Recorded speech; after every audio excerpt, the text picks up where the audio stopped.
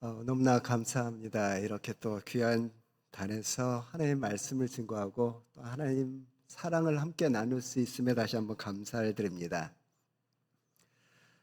저는 만남이라는 단어를 참 좋아합니다. 우리가 인생을 살아가다 보면 수많은 만남 가운데 우리는 만남을 살아가게 되고요.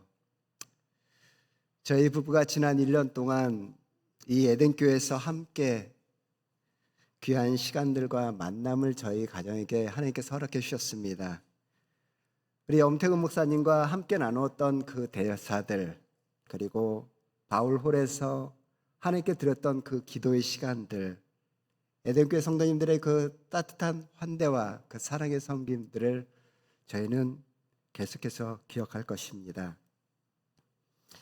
다시 이렇게 귀한 에덴교회 우리 엄태호 목사님과 사랑하는 성도님들과 만남을 허락해 주신 하나님께 다시금 감사와 찬양과 영광을 올려드립니다. 이곳에서 함께 예배하는 우리 성도들을 한번 좌우에 계신 분 한번 보시겠습니까? 여러분, 이분들은 여러분들이 매주 만나 함께 은혜를 나누고 사랑을 나누고 행복을 나눌 그런 분들이십니다. 우리 함께 기쁜 마음으로 함께 인사하도록 하겠습니다. 주님의 이름으로 사랑하고 축복합니다. 함께 인사하도록 하겠습니다.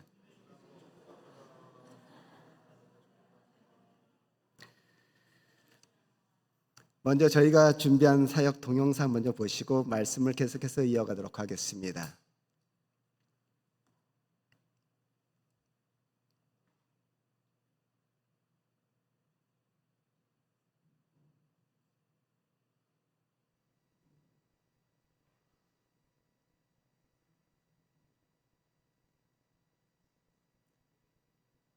지금 음향이 안 나오네요. 아래 씨앗을 심는다. 꿈을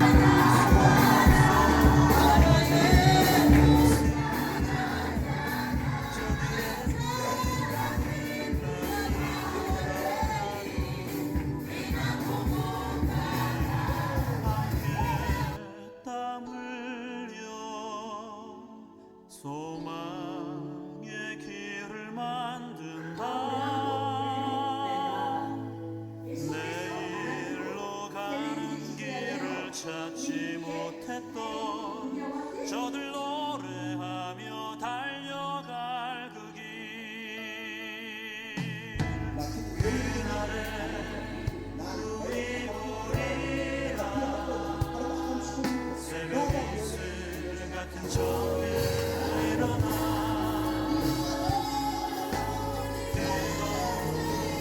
가슴 사랑의 손으로 일단 치유하며 행진할 때 오래 왕래하였던 이 땅 어디서나 순결한 꽃들 피어나고 푸른 의의 나무가 가득한 세상 우리 함께 보리라.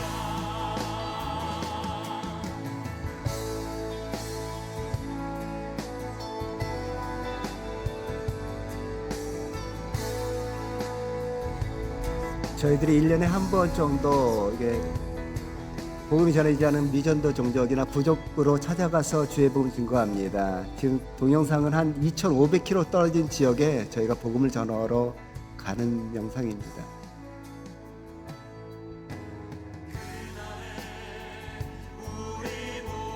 이 교회가 없는 곳이기 때문에 저희가 한 달간 저렇게 텐트에 생활하면서 복음을 전하게 됩니다.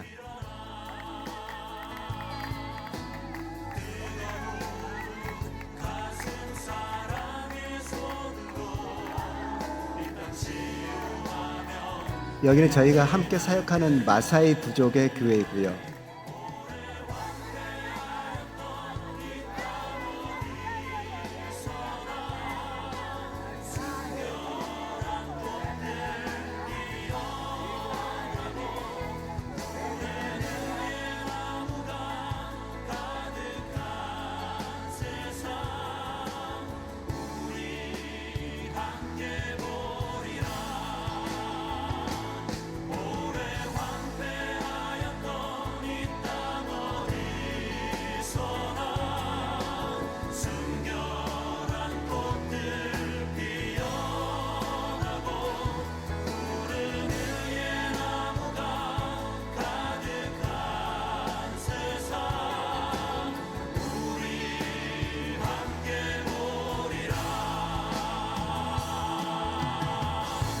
저기 있는 어린이들의 한 40%가 무슬림, 하나님을 알지 못하는 아이들이 저희 와서 함께 저희들하고 예배를 드리고 찬양을 하게 됩니다.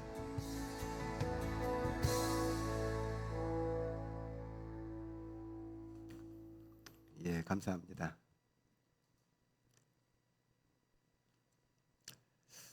예, 오늘 저는 창세기 12장 1절로 3절 말씀 주시고 해서 축복의 통로 이와 같은 제목으로 여러분과 함께 하나님의 말씀을 나눌까 합니다. 한국 사람들은 참 복이라는 단어를 참 좋아합니다. 사회가 변하고 문화가 변해서 지금 좀 덜한 것 같은데요. 보통 이것에 계신 분들은 많은 분들은 아마 기억하실 것입니다. 숟가락에도 젓가락에도 우리가 덮고 자는 이불에도 많은 곳에 뭐가 적혀 있습니까? 복이라는 글자가 적혀 있죠. 심지어는 저희 지금은 많이 사용하지 않는데 저희 할머니가 사용했던 혹시 오강이라고 요강이라고 기억하십니까?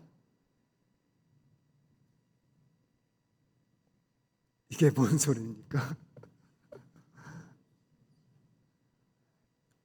옛날에 사용했던 요강에 저희 할머니가 사용했던 요강에도 아주 커다란 복자란 글자가 적혀 있던 것을 제가 기억합니다. 이렇게 복을 좋아하는 우리 한국 민족과 동일하게 이 고대 근동, 이 이스라엘 포함해서 많은 고대 근동의 나라들이 다 복을 사모했고 복을 좋아하는 민족들이 모여 있는 곳입니다. 하나님께서 우리에게 하나님의 그 놀라운 축복을 허락해 주기 원하십니다. 믿으십니까? 또한 그런 하나님의 축복을 통해서 우리가 그 축복을 받는 것을 끝나는 것이 아니라 이제는 우리가 하나님의 축복을 흘려보내는 그런 축복의 통로로 있기를 원하시는 것이 바로 하나님의 마음인 것입니다. 그렇다면 여러분, 우리가 하나님의 축복의 통로로 살아가면 우리가 어떻게 살아가야 할까요? 첫 번째로 하나님께서 원하는 것이 무엇인지 우리는 하나님의 음성을 들으며 살아가야 하는 것입니다. 우리 본문 1절 말씀 보시면 이렇게 기록되어 있습니다. 여호와께서 아브라함에게 이르시되 너는 너의 고향과 친척과 아베 집을 떠나 내가 내게 보여줄 땅으로 가라라고 말씀하고 계십니다. 하나님께 전혀 생각지도 않은 시간에 아브라함에게 말씀을 하십니다. 너는 너의 고향과 친척과 아베 집을 떠나 내가 내게 보여줄 땅으로 가라라고 말씀하십니다. 이 당시의 상황을 여호수아 24장 2절 말씀 보면 이렇게 기록하고 있습니다. 여호수아가 모든 백성에게 이르되 이스라엘의 하나님 여호와께서 이같이 말씀하시기를 옛적에 너희 조상들 곧 아브라함의 아버지 나홀의 아버지 데라가 강 저쪽에 거주하여 다른 신을 섬겼으나라고 말씀하고 있습니다. 갈대 우르 지역에서 아브라함의 아버지 데라가 다른 신을 섬겼다라고 말씀하고 있습니다. 이것을 통해 우리가 유추해 볼 수 있는 것은 아브라함 역시 하나님을 알지 못하던 시라고 알 수 있는 것입니다. 그가 또한 다른 신을 섬겼을 가능성이 아주 많다는 것을 의미합니다. 이렇듯 갈대아 우르 지역에서 부족함이 없던 살았던 아브라함입니다. 그런데 하나님께서 어떤 분인지 알지 못하던 아브라함에게 하나님의 음성이 들리기 시작합니다. 그리고 그 음성에 자신도 모르게 끌리는 하나님의 음성을 듣기 시작하는 것입니다. 여호와 하나님의 음성이 그 마음에 아브라함 마음 가운데 감동하기 시작합니다. 저를 포함해서 많은 그리스도인들이 하나님의 뜻대로 살기를 원합니다. 그런데 하나님의 뜻대로 살아가려면 우리가 먼저 하나님의 뜻이 무엇인지 알아야 되는데 하나님의 뜻을 알기 위해서는 우리가 하나님의 음성을 듣는 것이 전제되어야 한다는 것입니다. 하나님께서 저를 1991년도 6월에 하나님께서 가난하고 소외받은 땅 아프리카로 저를 부르셨습니다. 그때 함께 교제했던 우리 박명화 선교사와 저희는 아프리카 선교사로 결정하고 바로 선교를 나갈 거라 생각했습니다. 우리가 신학교만 맞추면 바로 나가자로 서로 결정을 하고 했는데 신학교만 맞췄는데 문이 안 열립니다. 하나님께서 생각했던 교회 사역의 문이 열리고 1년, 2년, 3년, 7년이 지났는데도 그 문이 열리지 않았습니다. 처음엔 하나님께서 정말 우리를 부르셨는가라는 의문까지 들었습니다. 그리고 1998년도 8월에 하나님께서 우리 가정에게 아프리카 나갈 준비를 하라고 말씀을 해주셨습니다. 너무나 기뻤습니다. 그리고 저가 사역했던 교회에서 이미 파송하기로 결정이 되어 있기 때문에 함께 저와 저희 파송교회가 저희 파송을 위해서 열심히 준비해 갔습니다. 여러분 1998년도에 한국에 혹시 어떤 일이 있었는지 여러분 기억하십니까? 예, 몇 분이 되는데 IMF, 한국의 경제 위기가 닥치게 되죠. IMF가 시작되고 나서 얼마 있다가 저희 담임 목사님께서 저를 부르셨습니다. 그리고 제가 당에서 들어가니까 목사님이 그러시더라고요. 이 목사 지금이 좀 경제적으로 많이 어렵고 교회도 재정적으로 많이 어려운데 한 3년에서 4년 후에 나가면 어떻겠냐고 저한테 제안을 하시더라고요. 그 제안을 들으면서 제 안에는 너무 합리적이에요. 맞는 말씀이세요. 그래서 네 알겠습니다 하고 제가 당회실에 나와서 제 사무실 들어가는데 그때 하나님께서 제 안에 가라라고 말씀하셨습니다.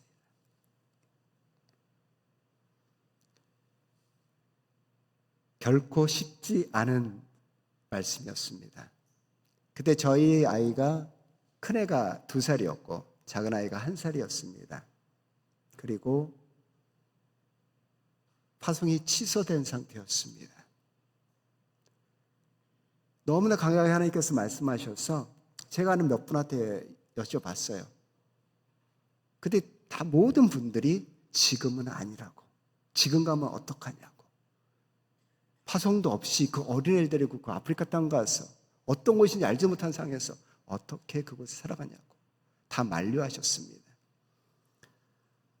그런데 단 한 분, 저희 장모님을 찾아갔습니다. 저희 장모님이 하루에 8시간 이상을 온 열방을 위해서 중보하시는 분이셨어요. 장모님한테 찾아가서 장모님한테 여러 가지 상황을 말씀드렸습니다. 저희 상황을. 그때 저희 장모님이 저한테 그러시더라고요. 이 목사님, 뭐가 문제예요? 그때 저희 장모님이 연세가 계셔서 잘못 이해하시나 보다고 다시 처음부터 말씀드렸습니다. 근데 다시 한번 저한테 말씀하시더라고요. 뭐가 문제입니까? 하나님이 가라시면 가는 겁니다. 하나님이 그 모든 것을 책임져 주십니다. 그 장모님 말씀 듣고 차로 운전해서 저희 집으로 돌아오는데 한참 울었던 것 같아요. 내가 누구를 의지하고 살았는가? 내가 하나님, 나의 영원하신 도움자 되시는 하나님을 의지한 것이 아니라 때로는 사람을, 때로는 교회를 의지하고 살지 않았는가? 그때 하나님께서 제 안에 시편 121편 1절과 2절 말씀을 제 가운데 확인시켜 주셨습니다. 내가 산을 향하여 눈을 들리라. 나의 도움이 어디서올꼬? 나의 도움은 천지를 지으신 여호와 하나님께서로다. 하나님께서 다시 한번 모든 것에 우리 가정에 책임자 되시고 도움자 되시고 진실한 우리의 가정을 이끄실 분이 하나님 한 분인 것을 저에게 말씀해 주셨습니다. 그렇게 아무 후원받지 못한 상태에서 저희가 김포공항을 통해서 출국하게 되었습니다. 김포공항에 출국하면서 게이트 앞에서 저희가 우리 가족 4명이서 손을 잡고 기도했습니다. 하나님, 저희 가정이 어떤 후원도 받지 못한 상태에서 이제 하나님 말씀하신 땅에 가게 됩니다. 우리 상황을 그 누구보다도 잘 아시는 하나님께서 우리 가정이 너무 재정이 없어서 하나님 앞에, 또 사람들 앞에 하나님 영광 가리지 않게 하시고, 또 우리가 재정이 많아서 하나님 앞에 교만치 않게 하시옵소서. 이렇게 하나님 앞에 기도하고 저희들이 아프리카 땅을 향해서 나아갔습니다. 처음에 쉽지 않았어요. 첫해 저희가 박명희 선교사는 말라리아로 한 17번 정도 첫해 감염이 됐고요. 저나 저희 아이들도 많이 아팠고요. 그런 가운데 계속해서 하나님 앞에 기도하기 시작했습니다. 하나님, 저희가 어떤 계층에 어떤 사람들에게 나아가서 하나님의 복음을 전하기를 원하십니까? 그렇게 기도하면서 하루는 저희 동네를 걷고 있는데 하나님께서 한 젊은이들을 보여주셨습니다. 그 젊은이들이 정말 열심히 일할 시간에 그냥 모여서 놀고 있더라고요. 그래서 제가 그 친구들한테 나아가서 왜 이 시간에 왜 여러분이 젊은데 일하지 않고 이렇게 있냐고 하니까 한 친구가 저한테 그렇게 대답을 합니다. 내일의 소망이 없는데 왜 우리가 지금 일해야 됩니까? 제가 왜 내일의 소망이 없어요? 라고 하니까 그 친구 한 명이 다른 친구가 저한테 대답하기를 오늘같이 배고프고 오늘같이 힘들고 오늘같이 아프고 오늘같이 처절한 내일이라면 우리가 왜 내일의 소망을 갖고 삽니까? 그 소망을 잃어버린 그 청년들의 그 아픔이 제 가운데 맺히기 시작했습니다. 제가 그들에게 말했습니다. 지금의 삶은 어렵고 힘들고 여러분의 낙심 가운데 있을지라도 하나님 한 분이 여러분의 소망이 되십니다. 예수 그리스도가 우리에게 소망이라고 말씀하셨습니다. 저희 이야기를 듣고 한 친구가 피식 웃더라고요. 비웃음이었습니다. 우리가 왜 내일의 소망을 갖습니까? 이런 웃음이었습니다. 그때 제가 하나님 앞에 결정하고 하나님 저를 통해서 이들 젊은이들 가운데 하나님의 소망을 예수 그리스도가 참된 소망 되시면 이들 가운데 가르쳐 주기를 원합니다. 그러면서 탄자니아에서 가장 좋은 대학에 사역을 시작하게 되었습니다. 아무것도 없는 상태에서 그 땅에 가서 처음에 땅 밟기를 시작했어요. 다르살렘 대학이 엄청 큽니다. 제가 첫날 저희 박명호 선교사하고 다르살렘 대학을 돌았는데 한 바퀴 도는데 5시간 20분이 걸렸습니다. 며칠간을 계속 동일한 땅을 그 땅을 위해서 기도하면서 하나님 이 땅 가운데 하나님을 경외하는 지도자들이 일어나게 하시고 이 땅 가운데 하나님을 믿는 그 아는 지식들이 이 땅 가운데 계속해서 일어날 수 있도록 하나님은 은혜를 베풀어 주시옵소서. 계속해서 땅을 돌면서 기도하기 시작했습니다. 6째 날이었던 것 같아요. 보통 아프리카는 사계절이 있습니다. 제가 있는 곳이 특히 다르살렘은 사계절이 있는데 덥습니다. 조금 덥습니다. 아주 덥습니다. 죽을 만큼 덥습니다. 저희도 확실하게 사계절이 있는 지역입니다. 근데 그 당시가 정말 죽을 만큼 더운 때였어요. 12월이었거든요. 너무나 더운데 마지막에 돌다가 너무 더워서 카페테리아 앞에서 음료수 한 잔 먹고 싶어갖고 저기 음료수 한 병 사서 마시고 있는데 한 청년이 다가와요. 그래서 저한테 물어보더라고요. 뭐 하는 사람이냐고. 그래서 선교사라고.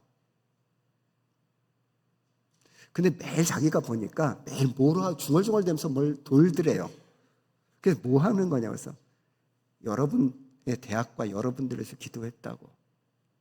무슨 기도를 했냐요? 여러분들이 이 땅의 내일의 지도자들인데 여러분들이 하나님을 경외함으로 하나님을 아는 지식이 이 땅 가운데 가득하기를 기도했다고. 그랬더니 그 친구가 목사냐고 물어보더라고요. 그렇다고 하니까 언제 예배를 드리냐요, 저한테. 예배를 드릴 장소도 없었고 예배를 계획하는 것도 아니고 근데 순간적으로 토요일 날은 학교가 강의를 안 하니까 토요일 날 이 카페테리아도 영업을 안 하니까 여기서 드리면 되겠다 싶어서 토요일 날 예배 드릴 거라고 했더니 너무 좋아해요. 그 친구가. 자기가 재치기를 안식일 교인데 예배할 장소가 없대요. 그랬더니 함께 예배를 너무 좋겠다고 해서 그러라고. 속으로는 재치기를 안식일하면 잘못된 종교잖아요. 그래서 함께 말씀 가르치면서 구원시키면 되겠다라는 마음이 들더라고요. 그 다음 주에 정말 이 친구가 왔고 저와 박명아 3명이서 예배를 드렸습니다. 그 다음 주에 이 친구가 다른 친구 한 명을 데려와요. 그 다음 주에 이 2명이 또 6명을 데려옵니다. 이 6명이 10명의 학생들을 데려와요. 처음에 파라솔을 하나 썼던 게 2개, 3개, 4개, 5개. 카페테리아에 있는 모든 파라솔을 저희가 다 쓰게 되었습니다. 그 파라솔이 부족해서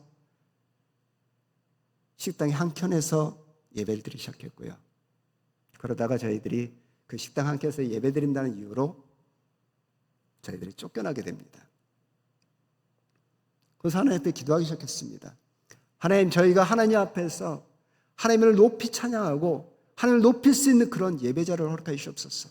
비가 와도 예배를 드리고 더워도 예배 드릴 수 있는 그런 예배의 처소를 우리 가운데 허락하여 주옵소서. 하나님 앞에 기도하기 시작했습니다. 매일마다 하나님 앞에 기도했고요.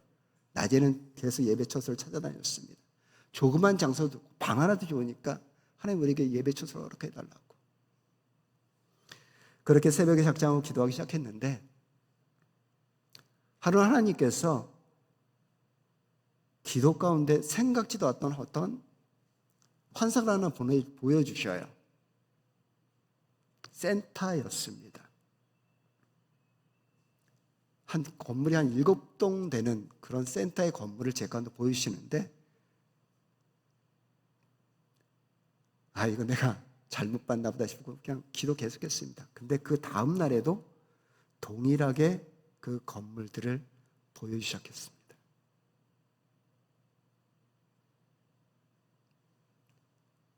셋째 날에도 하나님께서 동일하게 그 건물들을 또 보여주셨습니다.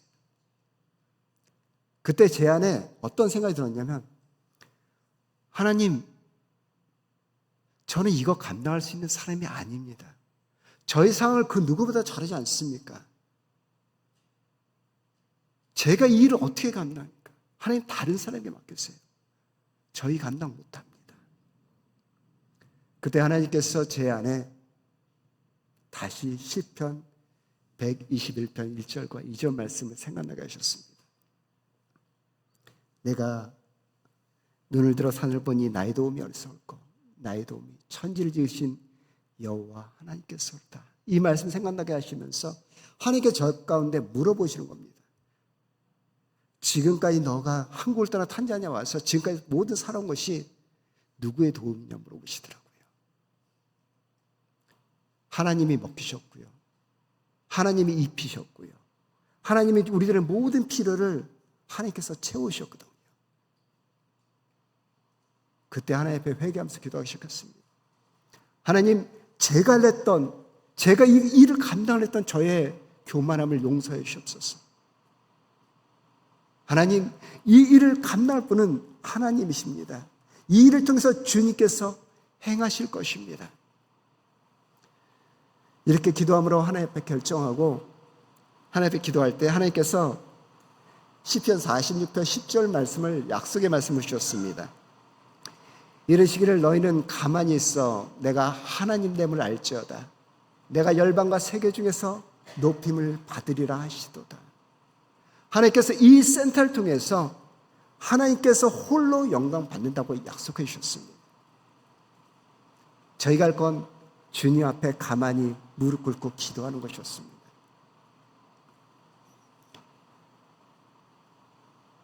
저희 가정이 그러면서 하나님 앞에 40일간을 금식하며 결정하고 하나님 앞에 기도하기 시작했습니다.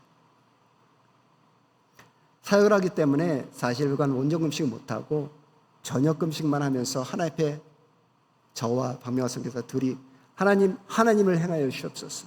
하나님 주의 일을 행하여 주옵소서. 믿음으로 기도하기 시작했습니다. 여러분 민수기 14장 28절 말씀 보시면 이렇게 기록되어 있습니다. 그들에게 이르기를 여호와의 말씀에 내 삶을 두고 맹세하노라. 너희 말이 내 귀에 들린 대로 내가 너희에게 시행하리라고 말씀하고 계십니다. 우리의 기도가, 우리의 한마디 외침이 하나님 앞에 나아가서 하나님 앞에 외치기 시작할 때 하나님께서 그 기도를 들으시고 하나님의 그 기도대로 하나님께서 역사하신다고 말씀하셨습니다. 저희들이 하나님 앞에 계속해서 기도하기 시작했어요. 선포하기 시작했어요. 우리가 할 수 없는 일을 주님께서 이 일을 통해서 영감 받아달라고 선포하며 기도하기 시작했습니다. 40일이 끝나고 솔직히는 많이 기대가 됐습니다. 하나님께서 40일 금식을 통해서 어떤 일을 행하실지 많이 기대가 됐어요. 그리고 은행에 가서 제 은행 계좌를 확인해 보았습니다. 근데 정말 하나님이 놀랍도록 은혜를 베풀어 주셨어요. 은행 계좌에 얼마 들어왔을까요? 단돈 1원도 안 들어와 있더라고요.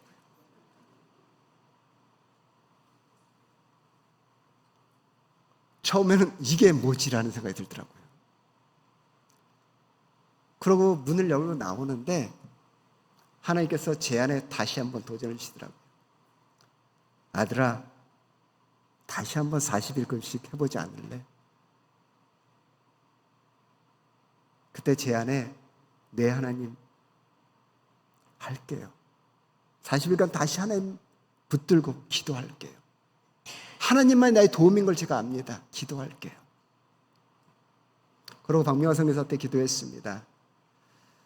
박명화 선교사에 전화해서 박명화 선교사한테 지금 은행에 확인했더니 우리 어카운트에 돈이 하나도 안 들어있더라고. 근데 하나님께서 나에게 도전하시기를 다시 한번 금식하라고 말씀하셔서 내가 금식할게. 다니엘 엄마는 금식 안 했으면 좋겠어. 우리 박명화 선교사가 이 빈혈이 그 당시 빈혈이 상당히 심했어요. 그러니까 금식하는 것 자체가 박명화 선교사 상당히 무리가 됐거든요.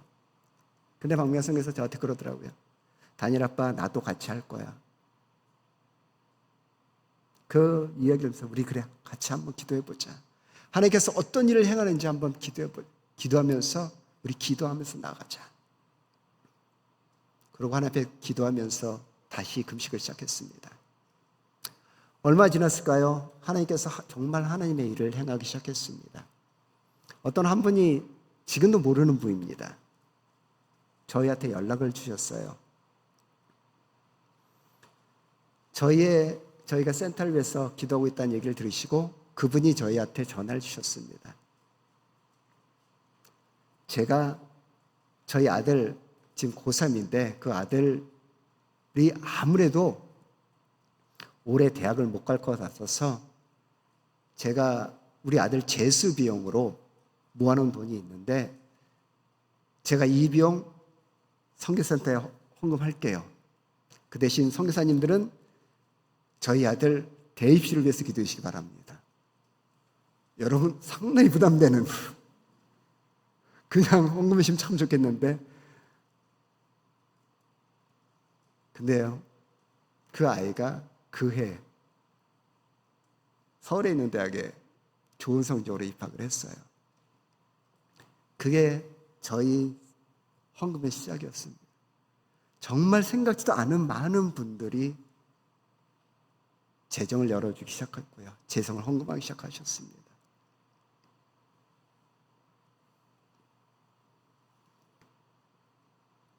이렇게 이제 헌금이 모여서 저희가 센터를 건축할 때가 되었어요. 그래서 하나님 앞에 기도하면서 하나님 어떤 곳에 저희가 센터를 건축하길 원합니까? 기도할 때 한 곳을 보여주셨습니다. 그곳이 어디였냐면 무슬림이 주인인 땅입니다. 근데 무슬림이 그 땅을 쿠웨이트다 헌납한 땅이에요. 그 땅에 모스크를 이슬람 사원을 건축하기 위해서 헌납한 땅을 저희 땅을 그 땅을 허락해 주셨어요. 처음에 그 얘기를 들었을 때 이 땅이 무슨 일이 있어도 우리가 구입해야 되겠다. 이 땅에 모스크를 짓는 것보다는, 이슬람 성을 짓는 것보다 우리 센터를 줘서 이것을 하나님을 예배하는 곳을 줬으면 좋겠다는 생각이 들더라고요. 근데 중요한 거는 그 지역이 평방 4.5km는 물이 없는 지역입니다. 물이 나오지 않는 지역이에요. 근데 센터 건축을 해야 됩니다. 뭐 한국은 이게 벽돌이 다 만들어지긴, 탄자니아는 벽돌을 찍어서 건축을 합니다. 아마 여기 나이 드신 우리 어르신들은 아마 벽돌 찍어본 분들이 계실 거라 생각이 드는데, 벽돌 찍는 것보다요, 벽돌 찍어 놓은 다음에 그 벽돌을 굳히는 작업, 튼튼하게 굳는 작업이 일주일 동안 엄청나게 물을 붓습니다. 그런데 저희 센터 있는 지역에 물이 없어요. 처음에 벽돌 찍는 작업은 저희가 우기 기간에 받아놓은 물로 저희가 벽돌을 찍었습니다. 근데 우기가 끝나가면서 물이 점점 줄기 시작해요. 어느 정도 되니까 저희 벽돌 찍는 사람이 무슬림 사람들이 3명이 와서 찍었는데, 그 사람들이 저한테 찾아왔습니다. 목사님, 지금 물이 떨어졌어요. 이제는 물 좀 사주세요. 저희가 벽돌은 못 찍겠어요. 그렇게 얘기하더라고요. 그때 제가 그분들한테 얘기했습니다. 아니요, 저희 벽돌 물 안 사겠습니다. 저희가 기도하겠습니다. 하나님께서 이 땅에 하나님께서 충분한 물을 주신다고 약속을 하셨습니다. 하나님이 지금도 살아서 역사하심을 저희가 믿습니다. 그랬더니 이 무슬림 친구가 이러면서 가더라고요. 나니 알리하이. 이게 무슨 얘기냐면, 누가 살아있다는 거야? 라고 가더라고요. 제가 하나님 앞에 기도했습니다. 하나님, 이 땅 가운데 하나님 알지 못하는 저 무슬림들이 하나님의 살아계심을 보게 하여 주옵소서. 물이 하나님께서 그 모든 일을 행하심을 저들이 보게 하여 주옵소서. 그리고 제가 박명호 선교사하고 아이들을 저희 센터로 올라오라고 했습니다. 그리고 아이들이 그 센터에서 박명호 선교사하고 저희가 까만 물탱크, 여러분 40도가 넘는 더위예요. 그 까만 물탱크 손을 얹으면 어떻습니까? 엄청 뜨거워요. 저희 둘째가 손을 얹더니 바로 뛰더라고요. 아빠 여기다 손 얹어야 돼. 그래서 우리 손 얹고 기도하자. 이 물탱크에 물이 가득 채워들어 우리 손 얹고 기도하자. 우리 하은이가 둘째가 기도합니다. 하나님, 물이 없어서 엄마 아빠가 너무 걱정해요. 하나님, 이 땅에 물을 내려주세요. 비를 내려주세요. 그 기도를 듣고 제가 위해서 기도하기 시작했습니다. 하나님, 우리 하은이의 기도 들으셨죠? 하나님, 하나님께서 이 땅에 비를 내려주셔서 이 아이가 하나님이 살아계심을 보게 하여 주시옵소서. 우리 하은이가 기도 마치고 하늘을 봐요. 하늘은 너무나 쨍쨍이거든요. 제가 하은이한테, 하나님 행하실 거야. 밤 10시가 됐습니다. 아까 이 비 올 때 천장을 막 쳤었죠. 탄자니아는 모든 지붕들이 양철입니다. 밤 10시가 됐는데 하늘에서 툭툭툭 그러다가 쫙 방금 써서 이런 빗소리가 들리기 시작합니다. 방에 있던 하은이가 새벽에 밤에 막 좋다고 뛰어와요. 아빠 하면서 비와 It's rain 하면서 와요. 제가 하은이를 안으면서, 하은아, 너가 기도했잖아. 살아계신 하나님 앞에 너가 기도했잖아. 이렇게 시작된 비가 저희가 공사 마치는 2007년까지 아마 지금까지 탄자니아 역사 이래로 가장 많은 강수량의 비가 탄자니아에 내렸습니다. 저희가 건물 총 7동을 그 당시 졌고요. 지금 한 10개 동을 졌는데 그 10개 동을 질 수 있는 27,000장의 벽돌을 찍을 수 있는 충분한 비를 하나님께 내려주셨고, 그곳에 처음에 건물 7동을 지을 수 있는 충분한 비를 하나님께서 내려주셨습니다. 어떤 분이 그런 얘기를 해요. 이상기후라고. 저는 아니라고 생각합니다. 하나님은 하나님의 사람들의 기도를 들어주시고요. 그 기도를 통해서 하나님의 일을 행하십니다. 여러분들이 하나님 앞에 나와서 하나님 앞에 기도하고 간구하는 그 기도를 하나님께서 들으십니다. 여러분이 새벽에 나와서 기도하는 그 기도, 수요예배 나와서 그 하는 그 기도, 그리고 주일날 주 앞에 드리는 그 기도를 하나님께서 기억하시고 여러분의 기도대로 하나님께서 행하시는 분이 바로 우리의 하나님이십니다. 하나님은 이 시간에도 여러분에게 많은 통로를 통해서 말씀하고 계시라 생각이 되어집니다. 제가 바라기는 우리들 삶 속에서 여러 가지 통로로 말씀하시는 그 하나님의 음성을 통해서 하나님의 뜻을 발견하시는 여러분 되시길 주님의 이름으로 축원합니다. 그리고 그 하나님의 사랑을 느끼시는 여러분이 되시기를 다시 한번 주님의 이름으로 축원합니다. 둘째는 우리가 하나님의 마음을 알아가는 자들은 겸손함으로 하나님의 음성에 순종하며 살아가게 됩니다. 히브리서 기자는 믿음에 대해서 설명을 하면서 히브리서 11장 8절에 아브라함의 믿음에 대해서 이렇게 말을 하고 있습니다. 믿음으로 아브라함은 부르심을 받았을 때 순종하여 장래의 유업으로 받을 땅에 나아갈새 갈 바를 알지 못하고 나아갔으며 라고 말씀하고 있습니다. 여러분, 하나님의 역사는 어떻게 일어나는지 아십니까? 그것은 하나님의 말씀에 기쁨으로 순종하고 신뢰함으로 믿음의 발걸음을 넘실거리는 그 요단강을 향해서 우리의 믿음의 발걸음을 내딛기 시작할 때 하나님의 역사는 일어나기 시작하는 것입니다. 여러분 한번 생각해 보세요. 아브라함에게 내가 갈 곳이 여기라고 그곳을 알려주면서 가라고 했으면 얼마나 편했겠습니까? 근데 하나님께서 아브라함에게 어디로 가야 할지 알지도 못하는 상태 가운데 가라고 말씀하십니다. 아브라함의 적지 않은 나이 75세였습니다. 그때 아브라함은 이러한 도전 앞에 자신을 부르신 하나님께서 그들의 삶의 목적지가 되어주실 것을 믿으며 오늘 오전에 우리 목사님께서 말씀하신 것처럼 그 말씀에 신뢰함으로 믿음의 첫 발걸음을 내딛었던 것입니다. 우리가 이러한 삶을 살아가면 처음에 막막한 것 같습니다. 아무것도 일어나지 않는 것 같은 생각이 들 때도 있을 것입니다. 그러나 주님께 순종함으로 믿음을 가지고 계속해서 낙심치 않고 기도하기 시작할 때 하나님의 놀라운 기적은 우리 삶 가운데 일어나기 시작합니다. 여러분 누가복음 5장의 말씀을 보면 밤새도록 그물을 내렸던 베드로가 등장을 합니다.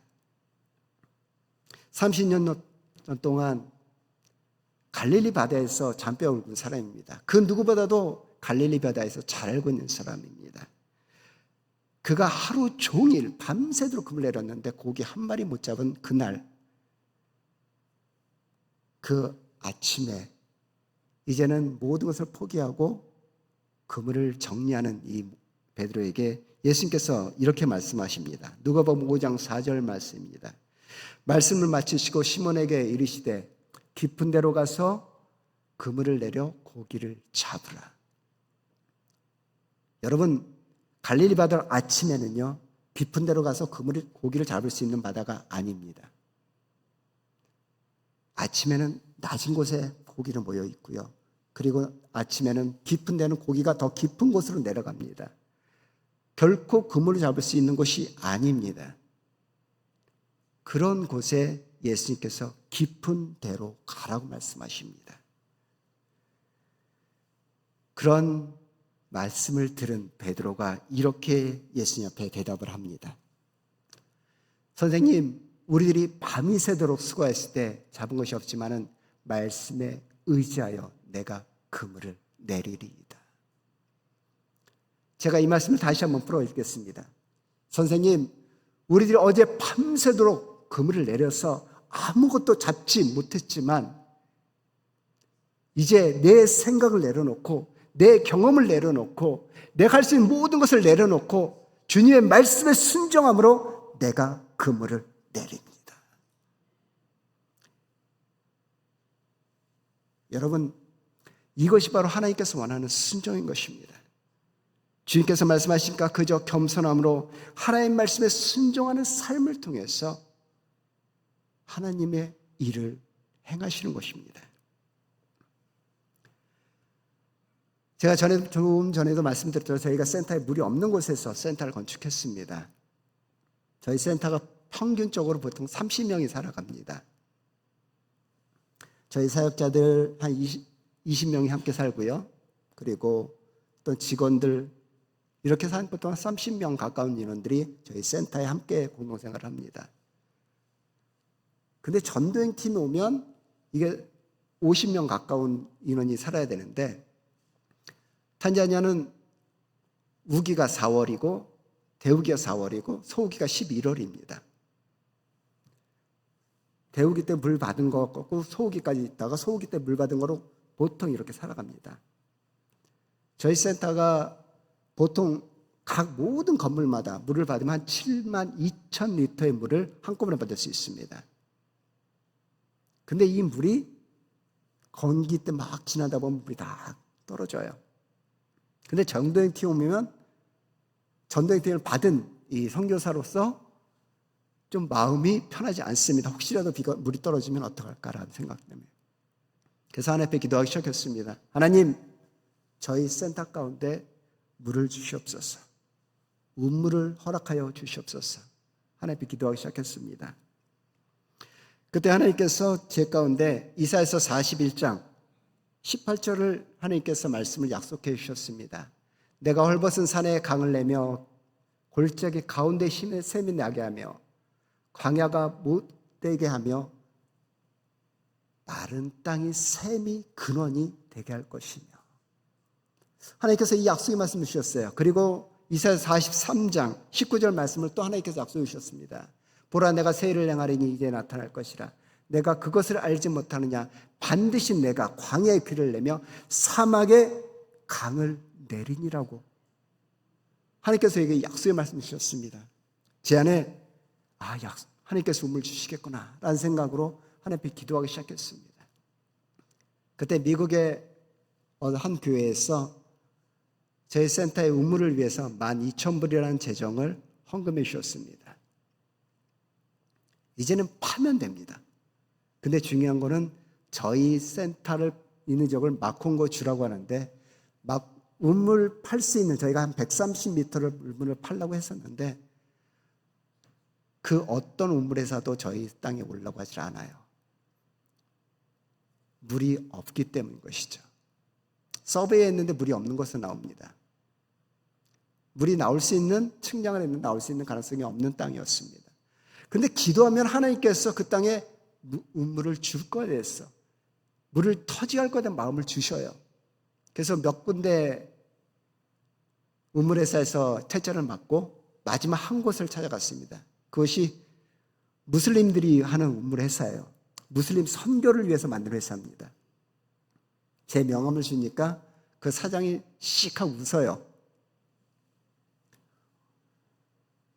목사가 여기 왜 왔냐는 그 의미더라고요. 그래서 제가 함께 우물 팔러 왔다고 하니까 그 사람이 저한테 어디냐고 물어보더라고요.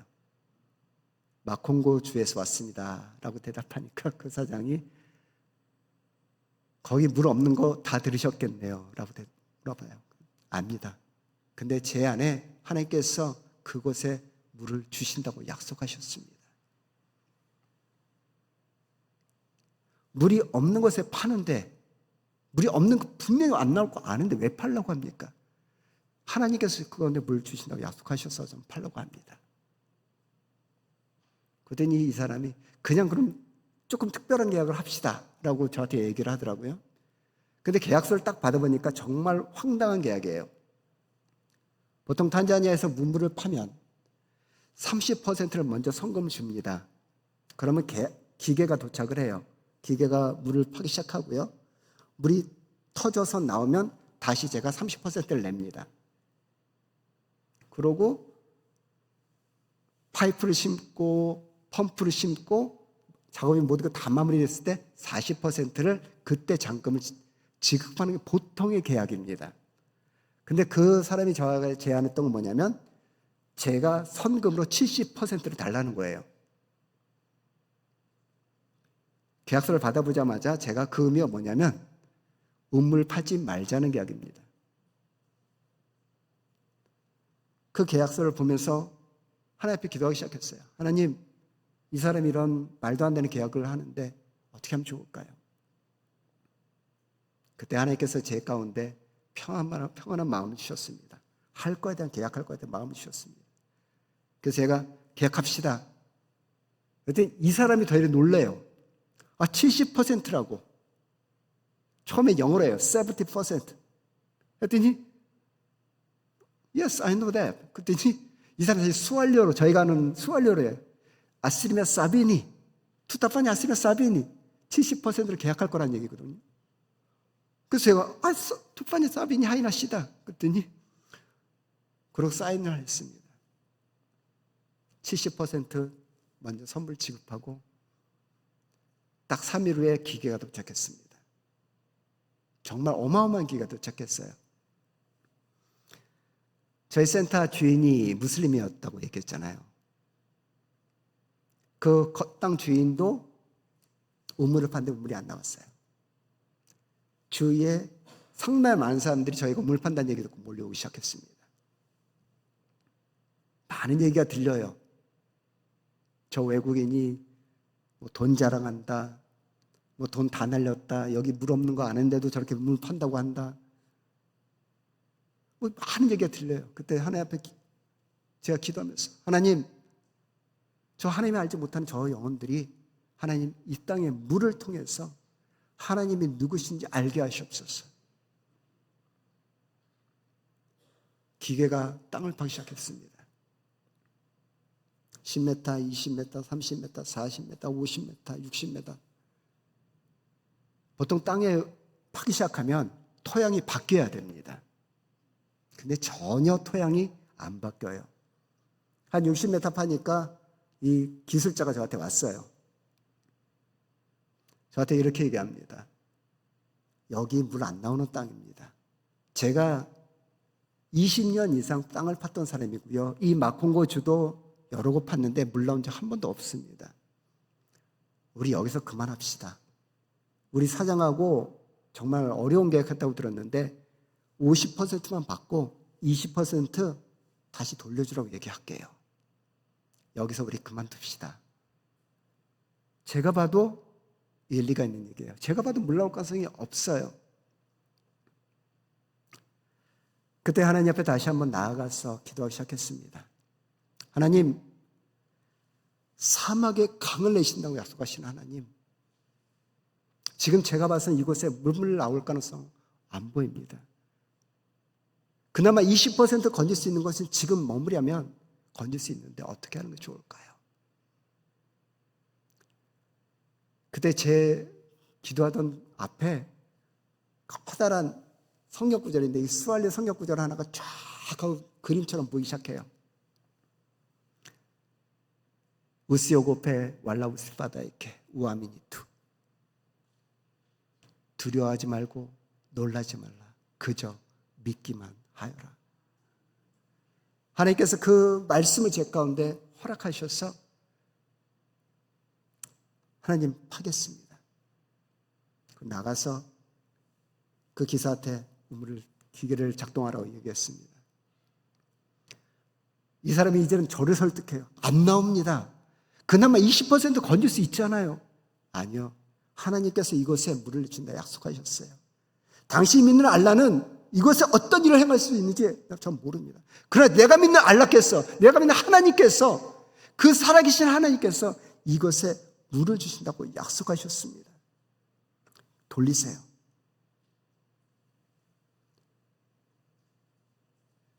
다시 기계가 돌기 시작하고 또 파기 시작합니다. 70m, 80m, 90m, 91, 2, 3, 4, 5m 파기 시작하는데 기사의 손이 받기 시작해요. 6m 내려가는데 저를 향해 이러더라고요. 하나님께서 천지를 창조하고 최초에 준비하신 물을 터뜨리신 것입니다. 그 어떤 사람도 없다고 한 그곳에서 하나님께서 그곳에 하나님의 생수를 터뜨리신 것입니다. 계속해서 물이 터져요.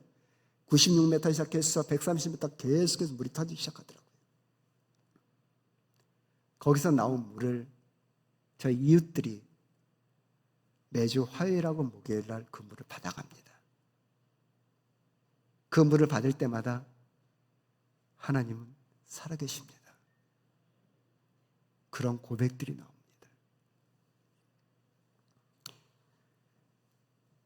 사랑하는 성도 여러분, 우리가 하나님의 말씀을 겸손히 믿고 순종하기만 한다면 하나님의 놀라운 능력과 기적을 우리의 삶 가운데 체험할 수 있게 되는 것입니다.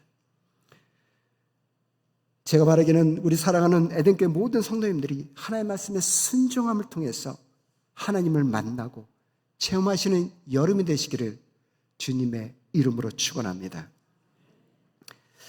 마지막 세 번째로 하나님께서 우리 모두가, 저와 여러분 모두가 세상 가운데 하나님의 사랑과 축복을 흘려보내는 축복의 통로로 살아가기를 하나님께서 원하십니다. 오늘 본문 말씀 창세기 12장 2절과 3절 말씀 우리 다 같이 우리 한 목소리로 읽어보도록 하겠습니다. 시작.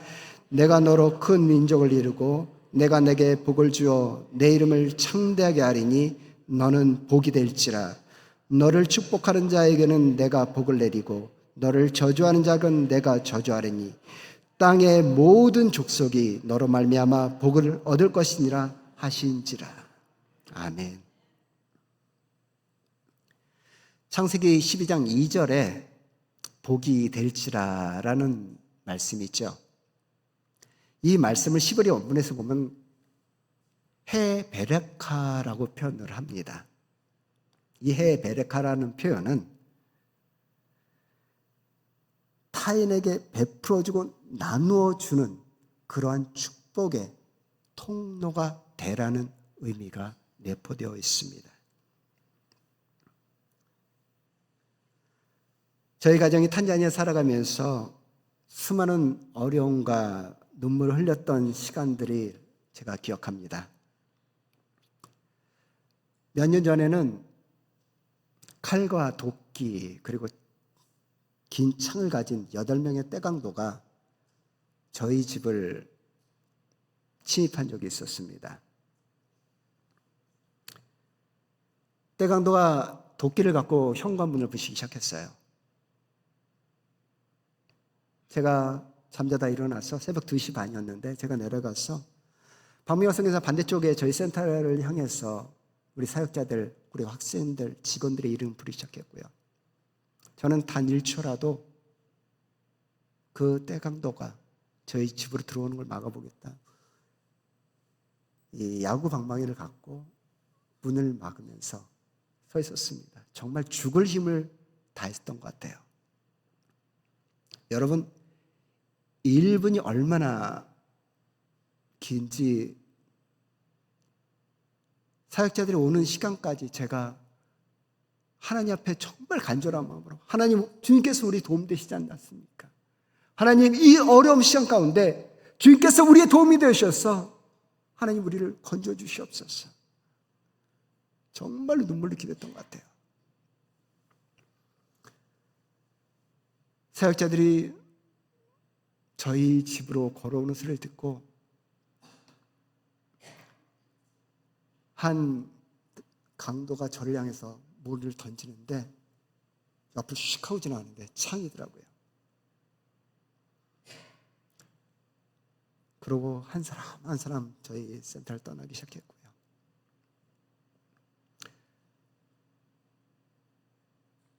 결코 쉽지 않았습니다. 그때 하나님께서 제 가운데 한 질문을 해주셨어요.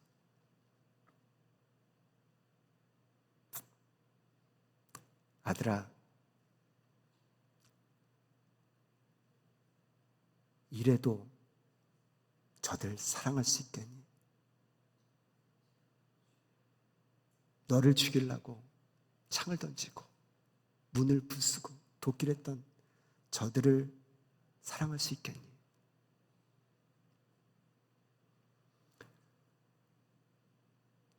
너무 힘이 빠져서 아무것도 못하는 그 상황에 제가 하나님 앞에 그렇게 얘기했습니다. 하나님, 사랑할게요. 저들 사랑할게요. 이렇게 죽음의 위협을 넘어야 될 시간도 있었고요. 말라리아로, 장티푸스로 수없이 많은 시간, 때로는 죽음의 고비를 넘기면서 지냈던 많은 날들이 있었습니다.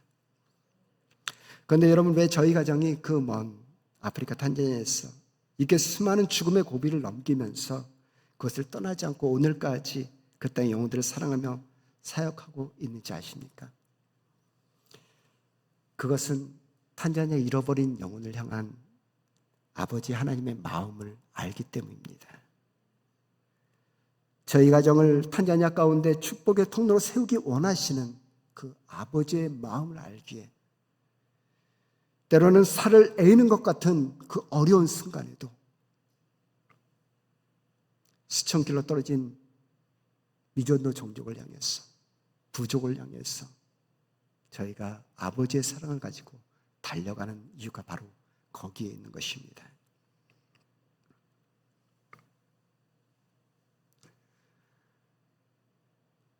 제가 1년간 이 에덴교회에서 함께 기도하면서 이 에덴교회에 대해서 함께 하나님께서 이 에덴교회를 통해 하나님의 마음이 무엇일까 함께 기도하면서 함께 중보했습니다. 하나님께서 지난 2026년 올해 참 하나님께서 많이 축복해 주셨죠. 에덴교회를 헌당을 하게 하셨고 임직 감사 예배를 하나님 앞에 드릴 수 있도록 은혜를 베풀어 주셨습니다. 하나님께서 왜 이렇게 에덴교회를 축복하고 계실까요? 그것은 바로 에덴교회가 하나님의 통로가 되기 원하시는 하나님 아버지의 마음인 것입니다. 제가 이번 주일 말씀을 준비하면서 하나님께서 이 에덴교회, 이 에덴이라는 의미를 다시 한번 생각나게 하셨습니다. 여러분, 에덴의 그 히브리 원문에서는 이 에덴이라는 의미가 기쁨과 즐거움 그리고 안식이라는 의미가 갖고 있습니다.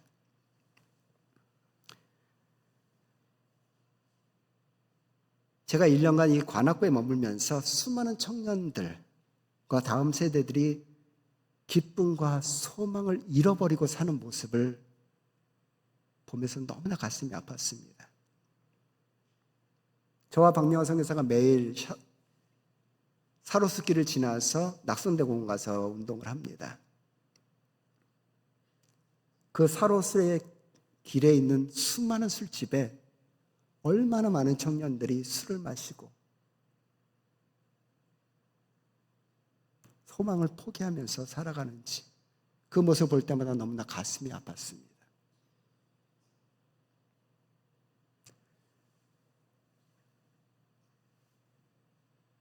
그 젊은 청년 그리고 대학생들, 다음 세대를 위해서 저와 여러분 같은 우리 기성세대 그리고 한국 교회가 이제는 그들을 감당해야 된다고 생각을 합니다. 세상에서 안식을 되찾을 수 없는 젊은 청년들에게 그리고 이 다음 세대가 이 에덴교회에 들어와서 에덴교회에서 예배를 통해서 에덴교회에서 함께함을 통해서 그들 안에 잃었던 기쁨을 찾고 그들이 잃었던 소망을 찾고 그들이 하나님 안에서 기쁜 안식을 누리는 그런 교회로 우리 에덴교회가 쓰임받기를 간절히 축원합니다. 여러분들이 이곳에 이 에덴교회가 얼마나 많은 오피스텔이 건물 앞에 있습니까? 이제는 나의 기도가 아니라 이제는 손을 뻗쳐서 저들을 위한 기도가 되었으면 좋겠습니다. 저들을 위한 중보기도가 되었으면 좋겠습니다.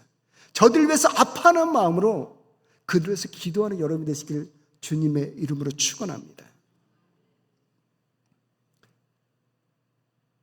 김혜아 목사님께 이곳에 교회를 개척하면서 저는 그러한 의미로 이곳에 교회를 개척했다고 생각이 듭니다. 하나님께서 이 행운동 지역에 이 에덴교회를 세운 이유는 이곳에 하나님의 온전한 축복의 통로로 하나님께서 이 에덴교회를 사용하길 원하시는 것입니다. 잃어버릴 영혼을 향해서 하나님 아버지의 마음을 갖고 함께 눈물 뿌리며 기도하고 그리고 그들을 위해서 이 에덴교회가 축복의 통로로 쓰임받기를 원합니다. 그리고 온 열방을 위해서 함께 중보하는 교회가 되길 원합니다. 하나님 알지 못하는 많은 영혼들이 하나님 만나 못하고 죽어가는 영혼들이 얼마나 많은지 모릅니다.